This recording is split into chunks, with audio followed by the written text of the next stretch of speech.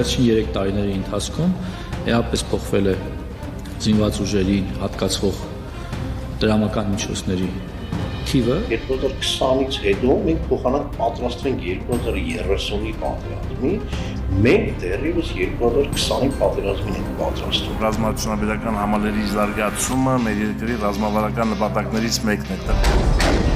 Նախատեսել էինք տարատեսակ զինատեսակներ, ռազմամթերք, լրամասեր փոխանցել 1 տասնյակից ավելի ռազմաարդյունաբերական ընկերությունների 5 աշխատանքային ամիս պետք է սպասես, մինչև տարատեսակ պետական մարմինը իրենց սահմանված գործառույթները կանեն կվերջացնի։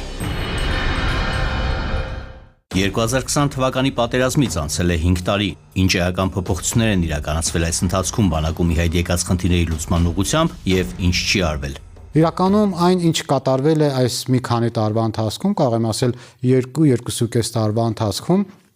բավականին ուշագրավ է եւ բավականին հետաքրքիր զարգացումներով է տեղի ունեցել, բայց միևնույն ժամանակ պետք է ասեմ, որ շատ դանդաղ տեմպերով են դրանք իրականացվում։ Հենց Ադրբեջանի բանակը պատերազմից հետո կարծես թե իր բանակը սկսել վերաձևել, վերափոխել։ Ապա պետք է ասեմ, որ իրականում մենք շատ ցածր տեմպերով ենք առաջ շարժվում եւ կարելի է շատ ավելի արագ տեմպերով գործը գլուխ բերել։ Շատ կարեւոր եմ ես համարում ռազմամթերքի եւ զինտեխնիկայի ձեռքբերման գործընթացներն են, որով մենք կարողացանք դուրս գալ այն շրջապտույտի մեջից, որի մեջ մենք անդադ գտնվում ենք։ Այսինքն մեկ ռազմավարական գործընկերոջից կամ մեկ աղբյուրից ձեռք բերելու փոխարեն մենք արդեն ունենք առաջընթաց եւ մենք կարողանում ենք համալրել կարևոր զինտեխնիկայով մեկ այլ ռազմավարական գործընկերոջից կամ մեկ այլ աղբյուրից։ Ես շատ կուզենայի, որ մեր բանակը ինքը ունենար կից ռազմաարդյունաբերությունը զարգացնող որևէ կառույց։ Սա շատ կարևոր բան է, որը չի արվել։ Նախորդ տարեվերջին կառավարությունը բյուջետային վերաբաշխում կատարեց 2025 թվականին ռազմաարդյունաբերական համալիրի զարգացմանը հատկացված 5.7 միլիարդ դրամից կրճատելով 3.2 միլիարդը։ Որն է պատճառը, որ տեղական ռազմաարդյունաբերությունը չի զարգանում։ Ցավոք սրտի մեր երկրում կարծես թե ռազմաարդյունաբերությունը ոչ միայն դոփում է տեղում, այլ հետ ընթաց կա, եւ սա մեծ հաշվով խնդիր է մեր համար մտածելու տեղիք է տալիս, որովհետեւ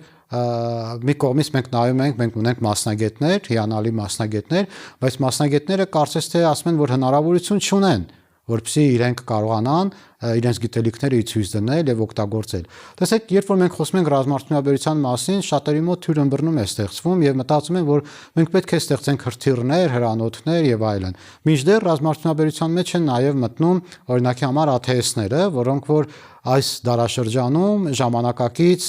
պատերազմների մեջ էական դեր են կատարում։ Ռազմաարդյունաբերության մեջ են մտնում նաև գիշերային տեսանելիության սարքերը, որոնք որ շատ կարևոր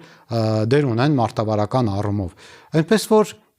այս խնդիրները պետք է մենք կարողանանք լուծենք, այսինքն ռազմաարդյունաբերությանը պետք է զարգ տանք եւ կարողանանք զարգացնել ռազմաարդյունաբերությունը։ Իսկ զարգ տալու համար հարկավոր են պարզապես շատ պարզ մեխանիզմներ։ Դրանք են այսպես կոչված գրանտային խրախուսանքները, որով որ դու կարողանաս մասնագետներին խրախուսես, որ ստեղծեն լավը, ավելի լավը, շատ լավը։ Թե չէ, եթե մենք փորձենք պատվերներ տալ եղած,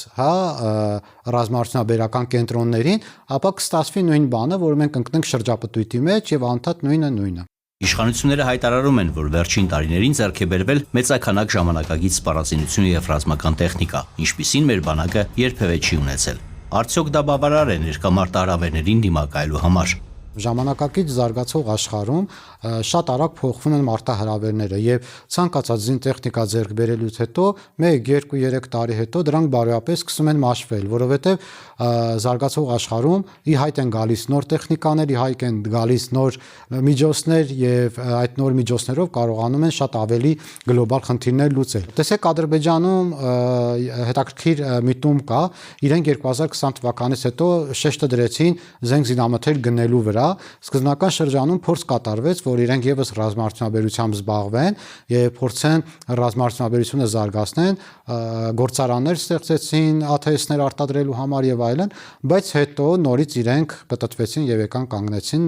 ռազմամթերք զինտեխնիկա գնելու վրա։ Եվ այն ինչը որ կա Ադրբեջանում եւ ինչից որ մենք տեղյակ ենք, բաց աղբյուրներից հայտնի է, եւ այն ինչը որ մենք ունենք, որոնք որ բաց աղբյուրներից եւս հայտնի է, կարող եմ ասել վստահաբար, որ դրանք հակընդդեմ են, այսպես ասած, եւ դրանք կարող են հարցեր լուծել եւ դրանք կարող են խնդիրներ լուծել, բայց մենք չպետք է բավարարվենք միայն դրանով, որովհետեւ բոլորս էլ գիտենք, որ բացի այդ բաց աղբյուրներից նաեւ կան փակ աղբյուրներ եւ կան փակ գործողություններ, որոնցից մենք տեղյակ չենք։ Ինչպես եք գնահատում պահեստազորի հետ տարվող աշխատանքները, դրանք բավարար համարում եք։ Իրականում ոչ, որովհետեւ պահեստազորի հետ այսպես աշխատելը այդքան էլ տեղին չէ, պետք է պահեստազորին մենք չդիտարկենք որպես դիրք պահող, սահման պահող, այլ պետք է մենք պահեստազորին դիտարկենք մարդիկ, ովքեր պատերազմի ժամանակ պետքական են լինելու։ Այսինքն այդ մարդիկ, երբ որ գնում են 25 օրյա վարժանքների, 15 օրյա, քանի որ ուզում է թող լինի այդ վարժանքները, այդ վարժանքներին, ապա իրենք պետք է լսարանից դուրս գնան պոլիգոններ, այնտեղից գան լսարան եւ իրենք կարողանան այդ իրենց գիտելիքները թարմացնել եւ իրենք կարողանան իրենց գիտելիքներով ավելի ամրապնդեն